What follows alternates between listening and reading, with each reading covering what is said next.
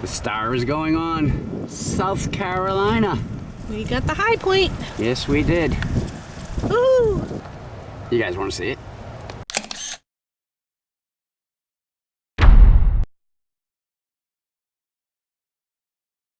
Today's adventure will take us to two places. First place is, well, we're here. Sassafras Mountain. We're going to take you up to the top. It is South Carolina's highest point. Second place we're going to go to is South Carolina, North Carolina, and Georgia's disputed tri-point. So let's get up to the top and show you the highest point in South Carolina. There are restrooms here in the parking lot, along with handicap parking, and this will be the path that we will take to the top of Sassafras Mountain. So up until this year, this wasn't even here. Our timing was good, hon. Yeah, it's beautiful. Let's go check it out. Boundary line with North Carolina. I'm guessing it is. Brandy is not happy about this walkway. She thinks it's a bridge. Look at her. Oh, what a goober. Keep going. Almost doing a belly crawl there, Brands.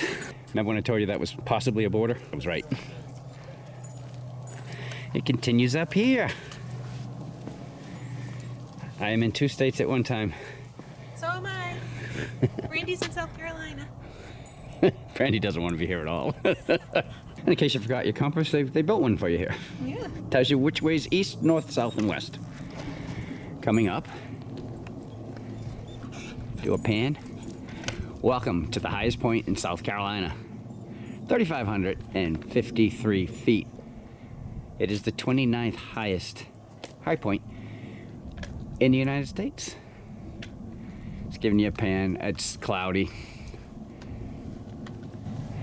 This is high pointing, not seeing views today. Yeah.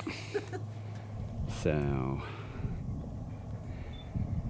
they also have a recognition spot for people who donated money to build this. And of course, you can't come to a high point without the high pointer's bench. And here is the survey marker for Sassafras Mountain. Sassafras. I just like saying that.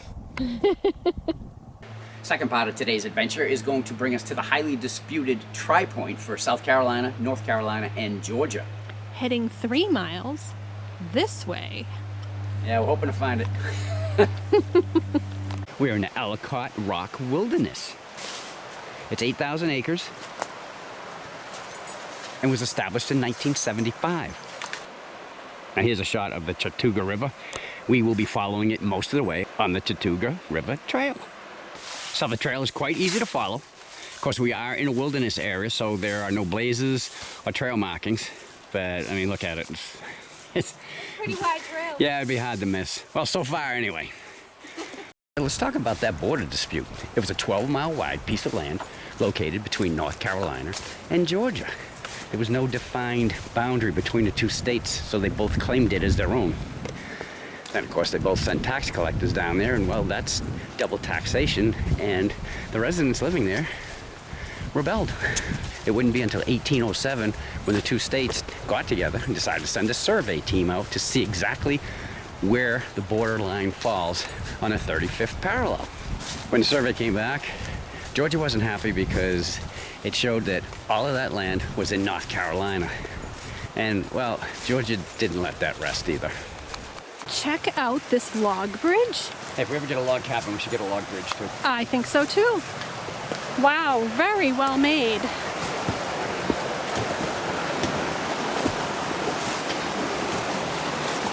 Feels very solid. And that's the right. And that's the left. Now there are some spots where the trail gets narrow along the river, and it's kind of a steep drop, so you don't want to fall. But other than that, we're moving on. Kind of pretty right in here. Now the trail's over there, but we have to cross on this log bridge.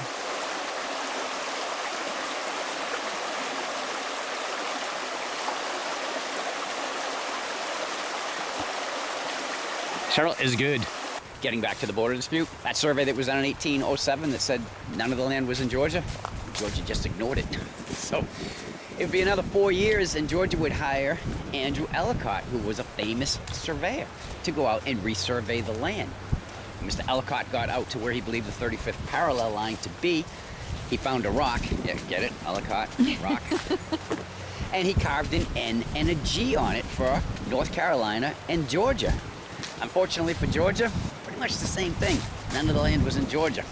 Now, 2 years after that, in 1813, North Carolina and South Carolina decided, hey, let's find out where our borders meet. So they sent out some commissioners to go out and find it.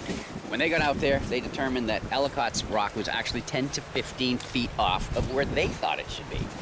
So what they did is they found a rock, get it, Commissioner's Rock. This all coming together for you now? It is.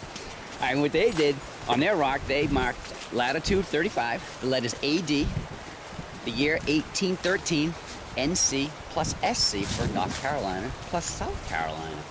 So again, Georgia still didn't get any of this land. But just so you know, according to Wikipedia, both rocks are actually wrong. The actual line is 230 feet south of Ellicott's rock. But it's been accepted that going to either rock would be the tri-point. So we're gonna try to find both rocks just to say we went to both of them. What do you do if the tree is too big? Hey, just cut a path through it.